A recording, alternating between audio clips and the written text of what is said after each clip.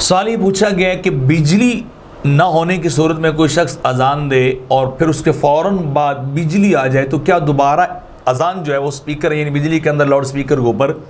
اذان ہم دے سکتے ہیں یعنی شرعاً اس کا حکم کیا ہے، اس کے بارے میں تھوڑی سی وضاحت کر دیں؟ تو اس کا جواب یہ ہے کہ اگر ایسی صورتحال بن جائے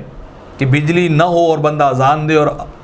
اذان کی آواز قریبی لوگ تک جہاں تک اس مسجد کا حلقہ بنتا ہے، یعنی وہ لوگ محلے والے یا گاؤں والے یا گلی والے آتے ہیں، وہاں تک اگر آواز نہ پہنچے تو دوبارہ اجازت ہے کہ انسان جو ہے وہ لاؤڈ سپیکر کو آن کرے الیکٹریسٹی پہ، بجلی پہ، اور پھر اذان دے تو اس کی اجازت جو ہے وہ ہے، کیونکہ البحر الرائق کے اندر لنا تکرار و مشروع کما فی اذان الجمعہ لنا اعلام الغائبین فتقریر مفید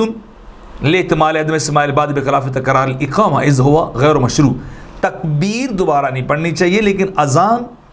جو ہے اس کے بارے میں ہے کہ اس کا تکرار دوبارہ دینا یہ مفید ہے، کیونکہ وہ غائب لوگوں کو یا دور کے لوگوں کو بتانے کے لیے ہوتا ہے۔ تو آپ وہ جب اذان دوبارہ دیں گے ان تک آواز پہنچے گی تو لوگ زیادہ آگے اور وہ نماز کا اذان کا مقصد جو ہے